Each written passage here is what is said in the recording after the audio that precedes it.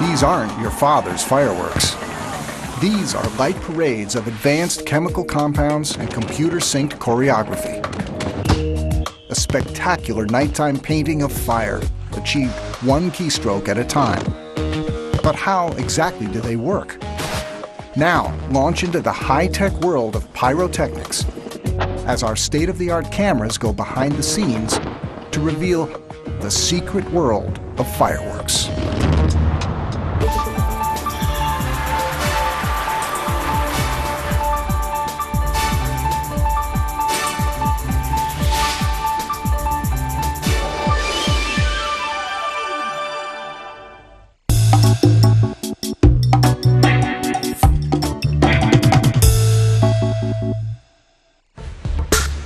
Here in Pittsburgh, Pennsylvania, Zambelli Fireworks, one of the world's largest pyrotechnics companies, is just moments away from launching the annual Light Up Night holiday show.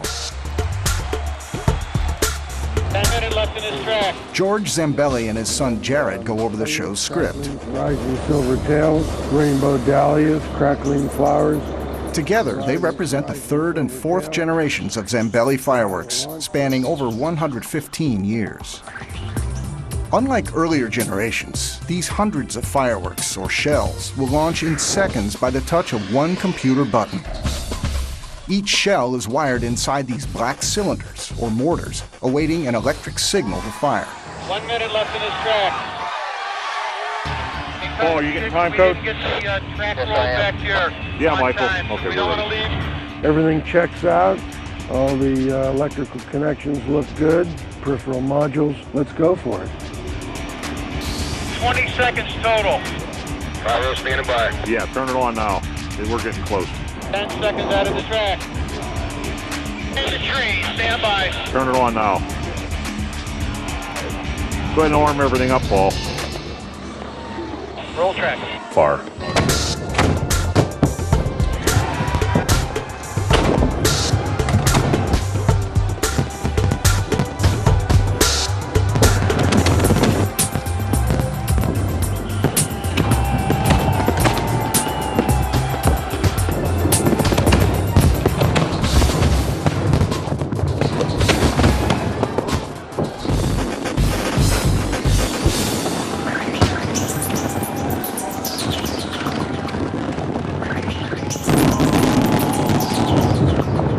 Perfect.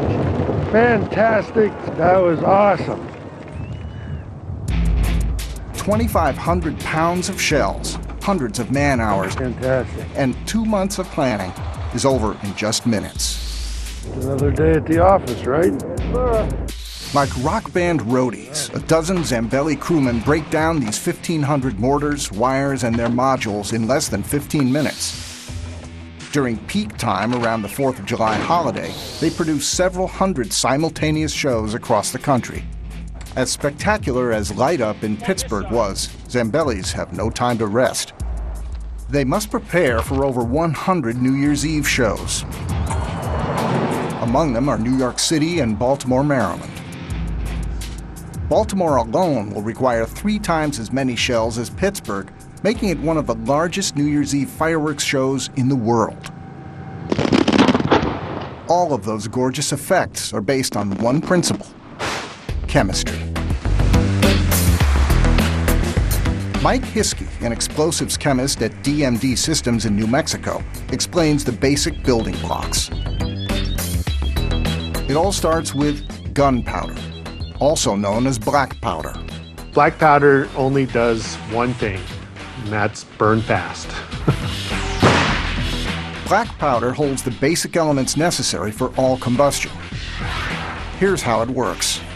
Potassium nitrate provides the oxygen, while sulfur and charcoal composed of carbon are the fuels. When the charcoal and sulfur ignite, they heat up the potassium nitrate, which releases its oxygen. That oxygen feeds the fire, and sulfur is released in the smoke. That's what we smell after fireworks go off. A little demonstration. We are going to make black powder using the 3 ingredients. So we're going to take 75% potassium nitrate as the oxidizer. And then we're going to take charcoal. This charcoal is no different than what you have in your backyard, except for the fact that it's finely powdered. And lastly is sulfur.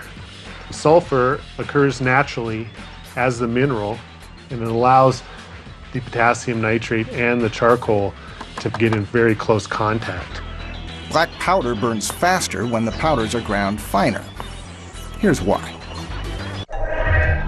Grinding large particles into smaller ones makes more total particles.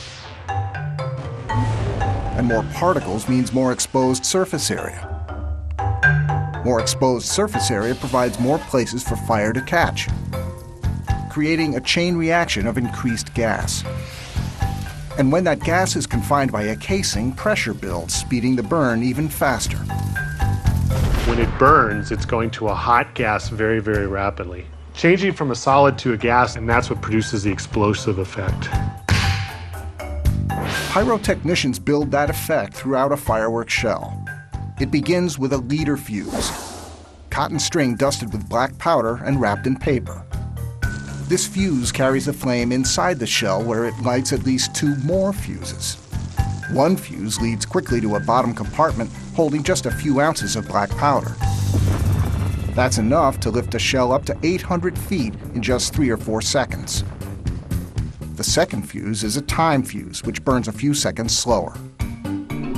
This provides time for the shell to ascend high enough before it ignites the last cache of black powder known as the break charge. When the break charge explodes, it lights the effects, or stars, propelling them outward.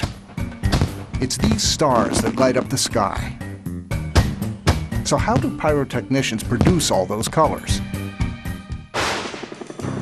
At the Zambelli factory, colorful fireworks are as much of an art as a science. They handcraft tens of thousands of shells here each year. Most rely on ancient recipes and designs passed down from generation to generation. Bill Galantine is one of only a handful of Zambelli craftsmen trusted to make the company's trademark stars, the balls of color that burst from their shells. Today we're going to do a simple green star formula. This is barium chlorate. Barium has the property of emitting green light. As barium gets hotter, its electrons get more and more excited. But as they cool, the electrons fall back to their normal state, and the excess energy is given off as light of a certain frequency or color. For barium, it's green light. This repeats millions of times per second, producing what we see as a constant green light. Way out on the scale here. As with black powder, Bill first needs to make the barium chlorate grain as fine as possible. So he uses a screen. It breaks it down into small particles so you can mix it finer together. And plus, if there's any impurities in there, the screen will collect it. His goal is to eliminate the clumps so the particles can burn evenly. An uneven burn is unpredictable and dangerous. See like little clumps of stuff in here? I don't know what that is. And I'd be afraid to try to force it through when I have the whole mixer because it could go off in my hands. All right, next we're going to add some red gum to the mix. It's a tree bark. It's fuel. Barium by itself won't burn, and red gum by itself won't burn, but you mix the two together and they burn. It's a combination of adding a fuel to an oxidizer. As he mixes these chemicals together, they become a dangerous explosive. This special screen provides extra safety. Non-ferrous metal so it won't spark. But something else is needed to hold the barium and its red gum fuel together, a binder known as dextrin. We're going to add the dextrin. It's like a ground corn. Thoroughly mix it so that the chemicals burn evenly throughout. But even this stage poses risks. You got to be really careful with any kind of powder you're mixing. You never run the scoop in. You always hold the scoop down and pull the powder onto it. There might be something in there that I missed in the screening. I don't want to drag it through and cause a spark and blow the building up. The reason I'm isolated, if something goes wrong in here, I don't blow up any of the other buildings. The explosive green star powder mix is now ready for the final steps. For Bobby Mays and his team, it's a bit like making explosive mud pies. We're going to mix a little water in with the powder and make it just to the perfect consistency.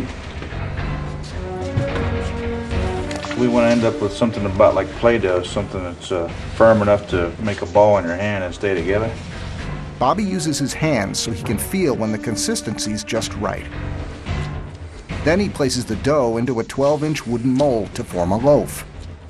Working the air spaces out and making it consistent. A wood mallet prevents sparking upon impact. Now he cuts the explosive loaf into small pieces. He's slicing and I'm going to dice them. The team must work quickly because as the loaf dries, it becomes more combustible. They then coat the mixture with black powder to ensure it ignites quickly when incorporated into a firework. And it Want helps them all them. dusted with powder before you move them, because these have to be powdered on all sides. These stars should ignite when the shell's brake charge is triggered. But that blast is so brief and pushes the stars out so fast that stars can fail to light if they're not well coated. It's called blown blind. Then, unignited stars become a potential hazard to those on the ground. Stars come in many shapes and sizes depending on the desired effect. Small stars burn quickly in small bursts. Larger stars burn more slowly as they cascade to the ground. Stars also produce a rainbow of colors. Orange. While the element barium emits green light, strontium produces red, calcium, orange, sodium, yellow, copper, blue. Purple combines copper's blue and strontium's red. But there's a hitch. Those stars' burning elements produce a lot of smoke. And their designs can also be combustible. So if a worker accidentally drops a shell filled with these type of stars, it's possible that friction from the fall could cause the shell to ignite. So Mike and his business partner have come up with a low-smoke, safer design for the colored effects inside each shell. This is commercial propellant-grade nitrocellulose, and it's used mainly by the military for smokeless propellants. Smoke in pyrotechnics usually detracts from the show, and you don't want that smoke. It's also the basis of our pyrotechnics. So it burns very, very cleanly. It's made by treating cellulose, usually cotton lint, with nitric and sulfuric acid. Right now, it's not flammable at all because it's 25% wet with water. So it's very, very safe to deal with right now. But when pressed and dry, it burns very safely and efficiently. It's the same stuff magicians use. We're gonna make a mix for a yellow star. I'm gonna weigh out 150 grams of this. Next, Mike adds a central ingredient found in black powder. This is actually potassium nitrate. This is going to add a little bit more oxygen to the flame too. And then we're going to also add a little bit of something to give the flame some sparks, which is titanium metal. It's the element. It's going to give us white sparks, so it gives us a tail. Titanium has a very low ignition temperature. It's easy to ignite. And we need to add a binder to keep the star held together. And in this case, our binder is polyvinyl alcohol. It's a water-soluble binder. Polyvinyl alcohol is also used in Elmer's glue. This is sodium hexafluoroaluminate, which will color it yellow. We're going to put this mix into a large food processor and get it homogenized. It gets everything completely mixed up, and so that our burn rate and color are consistent throughout the entire mix, so when we press out small pieces, everything's the same. Now Mike's business partner, explosives chemist Darren Naud, separates the star mix into 1-ounce piles.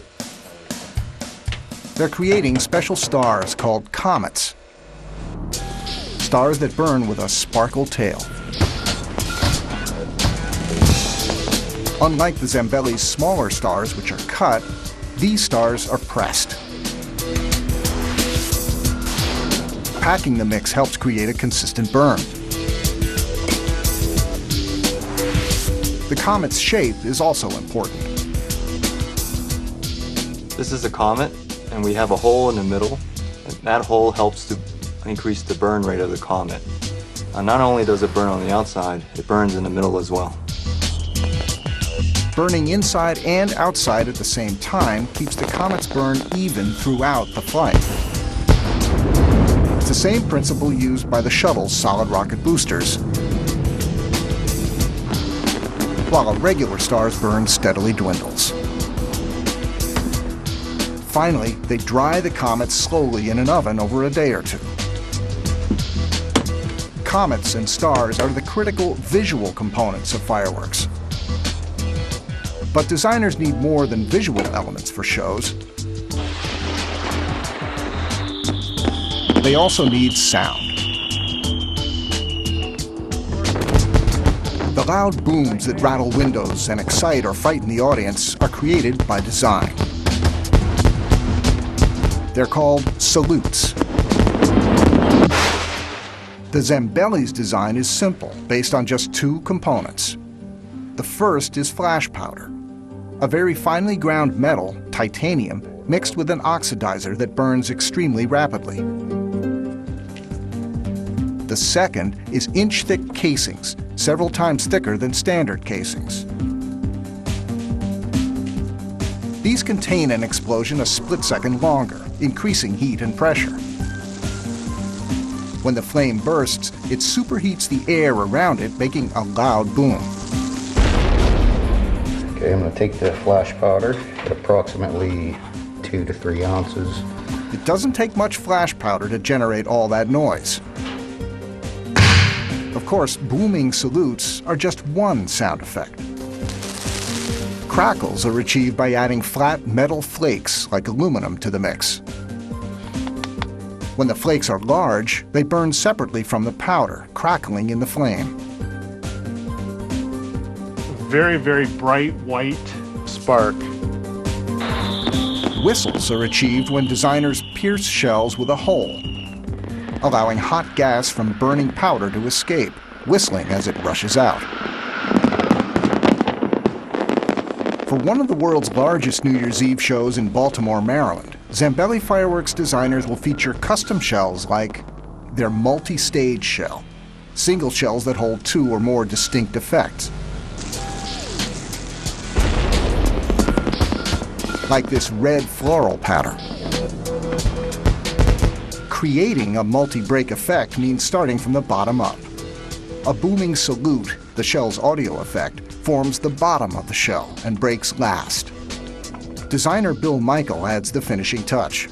He fastens a pair of black powder fuses known as black matches to the time fuse. When lit, the black matches will light the time fuse. And 3 seconds later, the time fuse ignites the salute. Since the time fuse has only a little black powder, there's always a chance it won't catch fire on its own after launch, causing the salute to misfire and become a deadly missile falling from 500 feet. With sound complete, they next add the visual floral effect. First, they prepare a paper casing with glue. Then they roll the salute inside. Red stars fill the outside space. Coarse black powder fills the center, creating the break charge. When the shell reaches 500 feet 3 seconds after launch, the break charge goes off, lighting and spreading the red stars, while at the same time lighting the salute's time fuse, triggering the audio effect, or boom. This 3-second time fuse assures the shell has long enough to rise before it bursts. To ensure the effect's red stars spread wide in the sky, they wind string tightly around the shell. The tighter it's wound, or spiked, the more the gas pressure builds inside the device after ignition. The higher the pressure, the farther it throws the stars when those gases finally burst out.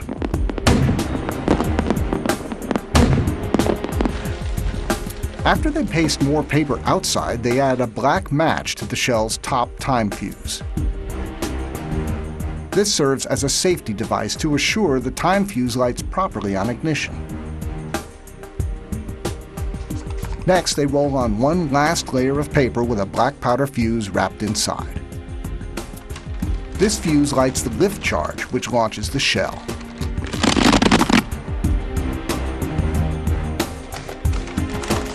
Designers then add the lift charge, just enough black powder to get the firework in the air. Too much, and the shell blows up. Too little, and the shell never reaches the proper height, blowing up on the way down. Rule of thumb is 1 ounce for each pound of shell. So 3.5 ounces will propel this 3.5-pound shell 400 feet in the air in just 2 seconds. The final step adds a leader fuse, a black fuse wrapped in paper. It lights the shell's top time fuse and lift charge fuse at the same time. The paper speeds the burn by containing the gas close to the flame. Once lit, the fuse carries the flame 3 feet in 1/60th of a second. This multi-stage floral pattern with salute is just one of hundreds of possible combination shells. But to achieve other shapes, round shells work best. Ray Lafredo designs a double circle pattern. I'm going to take 1/2 of the case with the time fuse in it already and fill it with breaking powder. That will burst the shell open once it reaches altitude. Round-shaped stars provide a more uniform look. We'll start placing these stars inside the case on top of the brake powder in a circle pattern. Just make sure that the stars are all in a perfect circle. We take the top half of the case, we put more braking powder. After that case is full, we have to cover it with a piece of tissue paper, fold it over it to hold all that brake charge in there. And you break away the excess tissue paper and you tape it around the joint where the 2 seams meet. That'll be a double ring shell when it breaks. Circles, stars, hearts. The possibilities are endless, including this more complex pattern called a croissette. Croissettes are very special stars. Croissette is nothing but a large star with a hole drilled in the bottom of it.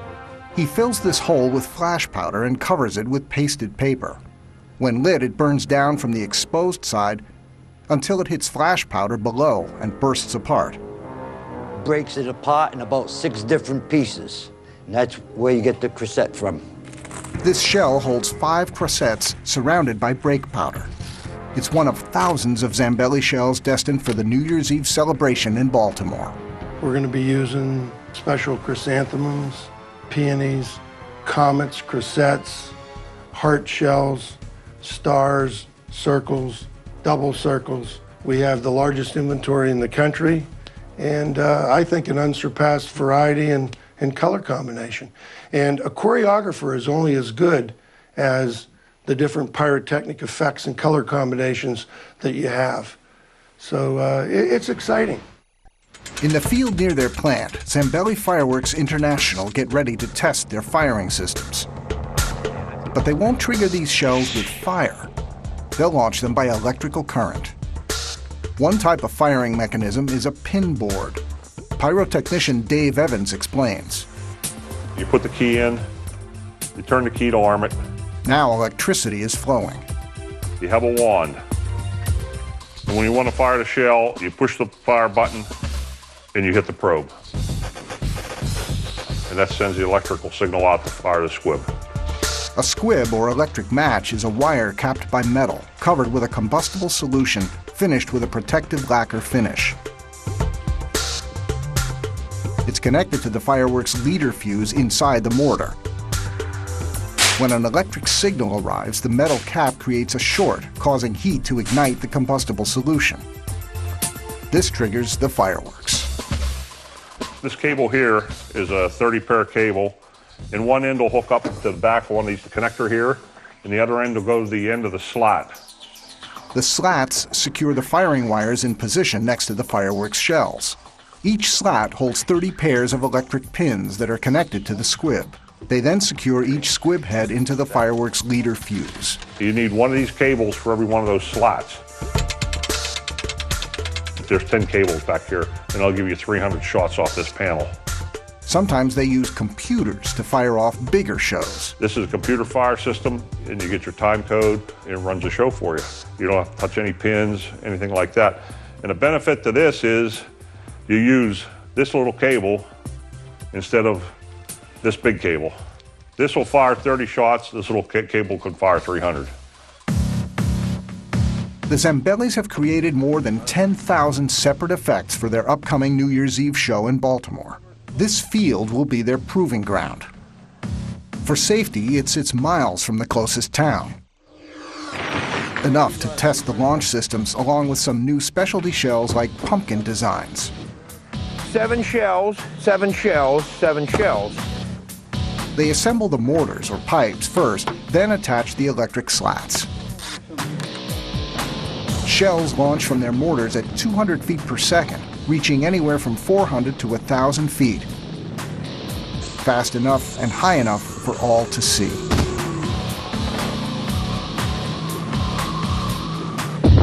An unplanned or misdirected launch can be deadly. So a stable mortar is essential.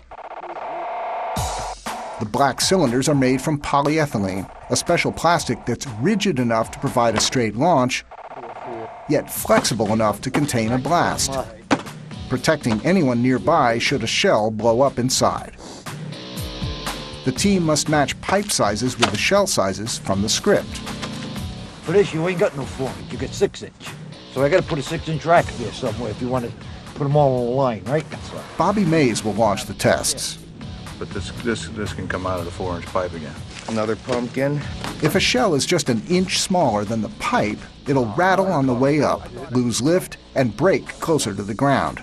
The time my partner put the 5-inch shells in the 6-inch pipe, we were hand firing, and they don't go very high in the air, and they come back down and blow up beside you. That was a pretty sketchy day. As each shell drops into its pipe, a long leader fuse rises up out of the mortar. That's where Mark Spielvogel wires the shell to an electric match or squib. Squib in the shell. It's an electric match. It goes into the firing pin, and that's how it's electronically ignited. Every one of these has to be connected, and these particular ones, we're going to double them up with a salute and a piggyback a 3-inch salute off the 5-inch pattern shell. Which means I'll tie 2 of these in together. Connecting their wires together ensures both shells launch simultaneously. The signal will arrive through the slat leads or firing pins. Both shells are now ready for liftoff. Zambelli tests all stages of their display, including this finale chain of salutes, 10 booming effects connected by their fuses for the big finish. They'll launch all at once, and it only takes a single spark from an electric match to ignite them. As daylight dwindles, they turn to a generator to light the remaining setup. Wood chips help improve traction and safety in the muddy field at night. Bobby and the crew make final checks on electrical connections. Each peg connects to a squib. If the board doesn't beep, that means a squib is disconnected. The circuit is not complete and the shell won't fire. 97 connected. 97's blank. Okay. And 107. Huh? 107 too. 107. Blank. Blank. Blank means the mortar holds no shell. Is that 107? 107's blank. Try it now. I got it. Good now? All right. Pyrotechnician Dwayne Quinby knows just how dangerous a launch can be. When the shell fires, you're going to see a 3 or 4 foot flame coming out of the mouth of the pipe. You're dealing with explosives.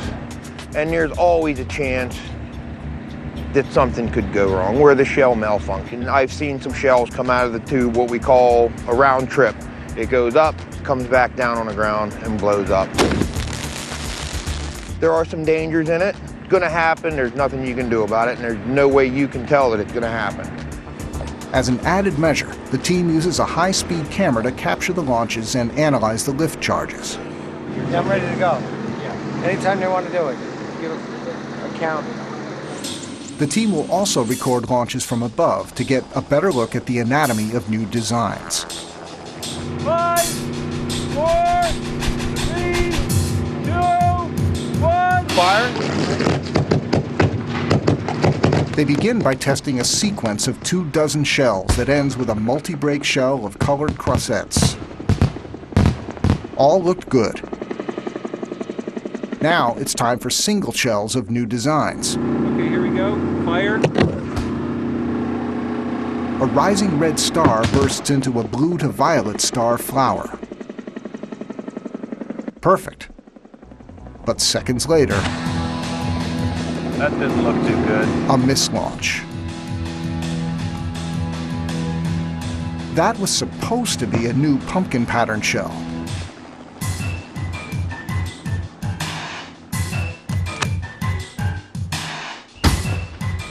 An orange peony with comets is followed by a red star chrysanthemum.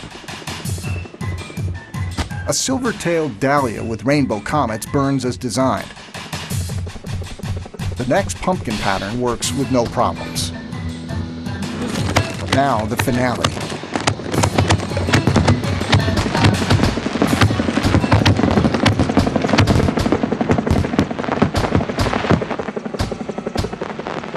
Great job. Perfection. It was great. The team analyzes the lift charge plumes in slow motion for any anomalies, like flower pots. And you could have a flower pot where the shell breaks at the mouth of the pipe or in the gun itself, and then the stars come out, and it looks like a flower pot. Only one misfire among 200 shells. An excellent day. They believe the cause was likely a design flaw in the individual shell. Too much black powder burned it up.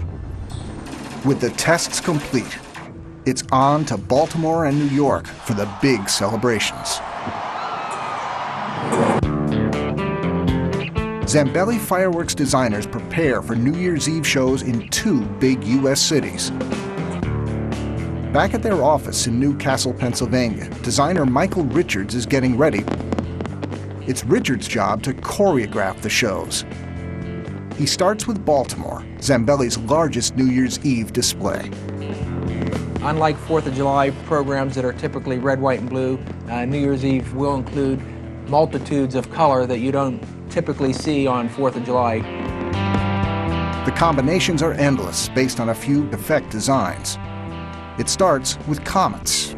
A comet effect is an effect that is used exclusively to create a trail from the time of ignition to the time of burst. We refer to them as silver tails. The end of this comet reveals a red croissette. It's a shell packed with red comets that split into more comets, leaving tails in the sky. This is a chrysanthemum, named for the flower it resembles. It's a round shell packed with stars, comets that leave no tails. This is a brocade willow, or golden camaroo, finishing in purple stars. When designing a show, Richards uses a custom program to lay out its soundtrack and duration first. I like to start at the end and produce the grand finale segment of the show first. Then I do the opening afterwards, and then I go back through and choreograph and design the balance of the program afterwards. You always have to consider the tempo of the music, and you want to also consider not doing too much of one particular color for segment after segment. Of course, no finale is complete without the titanium salutes, and that's what makes the show's endings always special, is to be able to feel the power of the fireworks. In the end, Richards produces a script of thousands of timed effects that workers use to pack the show for assembly on site. The show for Baltimore New Year's Eve is 18 minutes long. I have a pretty exciting show planned for everyone. I've been producing the shows for Baltimore 4th of July and New Year's Eve for at least 20 years now, so I have an understanding of how the barges are situated on the harbor. I'll have maybe 50 hours of design and choreography involved as far as making sure everything is in where I want it, timing is where I want it. The first barge will sit in Baltimore's inner harbor, closest to downtown. Here, Zambellis will launch their low-rise effects, Roman candles that shoot stars no higher than 175 feet. On the other two barges, they'll fire the remaining thousands of shells to heights as high as 800 feet. It's all based on the size of the shell, as Bill Michael explains. A 5-inch shell, as a general rule, will launch about 500 feet in the air. It's generally about 100 feet per inch, along with the spread. And you use various size shells to get a layered effect. That's an 8-inch, about 800 feet in the air, with about a spread about 800 feet. The crew's been setting up in Baltimore for 2 weeks to ensure everything goes as planned. This one's got to be next. Now, New Year's Eve has finally arrived. What, number 9? It's showtime, but Mother Nature's not cooperating. Craig, are those lining up right? Seem like they're lining up. We got enough pins there? Woo. 182. Yep. And then the rest go 4 until we run out. This wind is terrible. With strong winds, the crew needs to take precautions. We're using the aluminum foil to help protect against embers that are falling. When this shell goes out of this mortar, there will be debris that falls down onto the other mortars, and naturally we don't want to ignite those shells, so the aluminum foil will help protect against the falling embers. We don't want any premature firing. The shells rise with such force that they can easily pierce the thin tinfoil upon launch. Hold that. The entire setup remains wrapped in heavy plastic tarps to keep water out until showtime. Fireworks can launch in any weather, except high winds. Never had winds here like this on New Year's Eve. It's been cold and rainy sometimes. Yeah. Never like this. You can't change Mother Nature. Whatever comes along, comes along. A show of this size requires a safety zone, an 800-foot perimeter around the barges where no shells can reach boaters or shoreline spectators. With winds gusting to 50 miles per hour in Baltimore Harbor, a shell at 800 feet could easily get blown beyond the perimeter. We're using very large shells here, 8-inch in diameter. And if the wind velocity would carry those shells over the crowd, over boats, that presents a safety issue. It's very rare that we postpone or actually cancel a show. It's got to be pretty dramatic weather conditions. They're predicting gale force winds. We'd really like to get this off. If we don't shoot the show tonight, the crews, as you can see, are going to be pretty disappointed. We're going to need to make a decision whether to postpone the show. So we're going to talk with the city officials and come up with a decision. But weather won't be a problem for Zambelli's show in New York City's Times Square. With 1 million people packed into a 4-block area, a safety perimeter is impossible. So Zambelli's can't use airburst shells. Instead, they'll use fixed, low smoke and low altitude effects perched high on the building that holds the famous ball. These type of fireworks are called gerbes.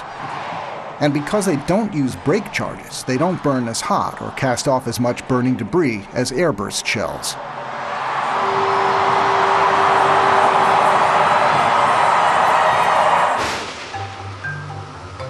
Mike Hiskey and Darren Naud at DMD Systems in New Mexico specialize in these effects. Like the comets they manufacture, their signature gerbes also burn at a constant rate. This is very similar to what they do in rocket motors, and they can combine these grains, these bait grains, together to form one large rocket motor, very similar to the space shuttle solid rocket boosters, where they have O-rings that are placed between these grains to ensure that the gases do not leak through. But unlike shuttle engines that burn at thousands of pounds per square inch, gerbes burn at much lower, safer pressure, just a few pounds per square inch. a perfect solution for pyrotechnics over a large crowd. In Baltimore, high winds and airburst shells pose a serious safety hazard. Baltimore's Deputy Director of Promotion and Arts, Roz Healy, is part of a crucial decision. So I just met with the fire department, Zambelli and Smith Shipyard, and we decided to postpone tonight's show due to the winds. We will go with 7 p.m. tomorrow night.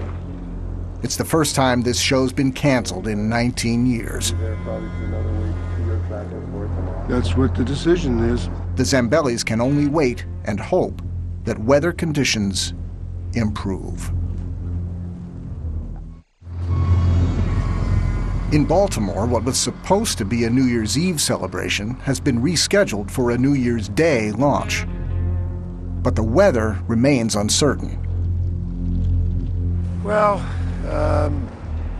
every indication that we have, the wind conditions aren't going to change and may even pick up as the evening goes on. There are a lot of factors that have to be taken into consideration, including the barges, the tugs, the crew, as well as all the spectators, the boaters. That decision will be to do whatever is best safety-wise. For conventional fireworks, weather is often a factor. But 7,000 miles away in Tokyo, Japanese scientists are working on the next generation of light shows.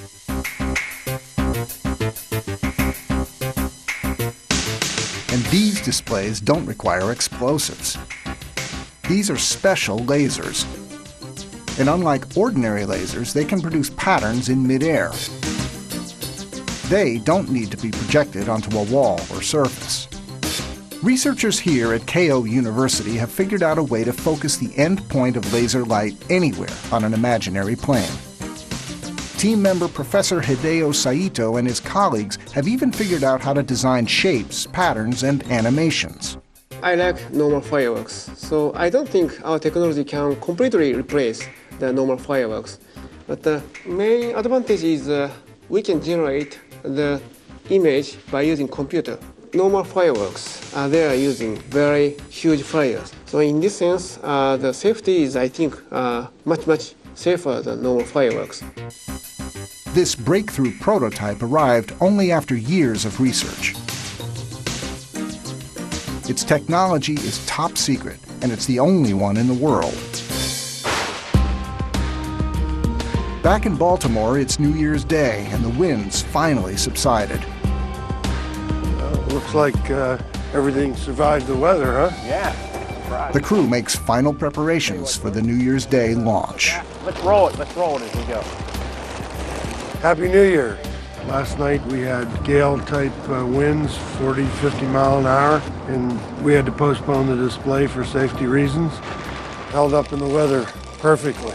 Beautiful day compared to last night, and I think we're gonna have a good show tonight. Okay, Bill, what do you want to do? Start running cables? Yeah, let's get a 300 board. That'll be slat number 1. Of the 3 firework barges, the smallest is anchored closest to downtown. It's the site for the low-altitude displays. This barge is all low-level fireworks that go up typically 100 to 150 feet. To give the crowd a closer effect, we're going to mix these in along with some of the special mines that Zambelli makes. They're usually very fast. Where you get a bunch of things that go up all at once. What do you want? All the shells, when they're packaged, have a number on them, and that number corresponds with the firing pin on the electrical slat. So we need to place these in a specific order. 310, 309. What was that? What are these? Bill Michael and his crew make the final checks of the firing system.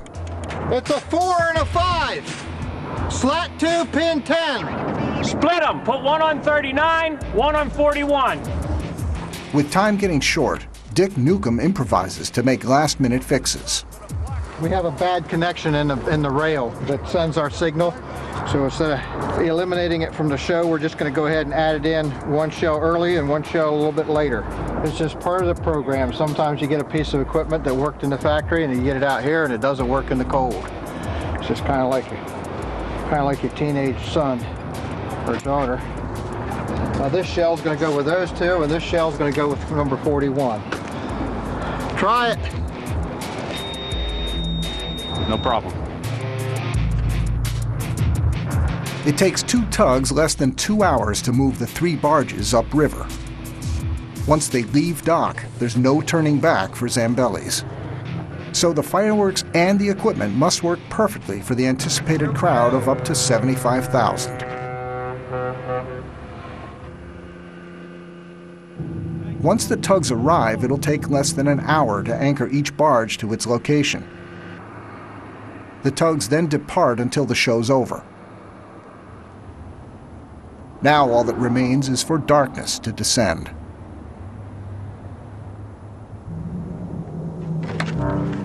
"9 minutes, Inc. Always the waiting. You have to tell me how it looks. I'm not going to get to see it. I got to watch the clock." That's right. 5 seconds. All right, 5, 4, 3, 2, 1.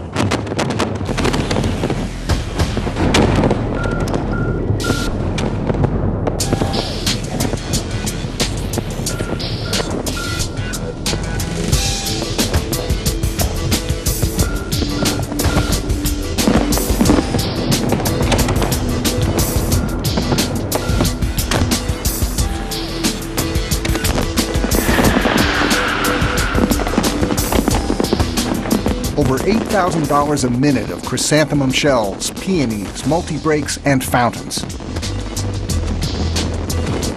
It's Baltimore's way of bringing in the new year.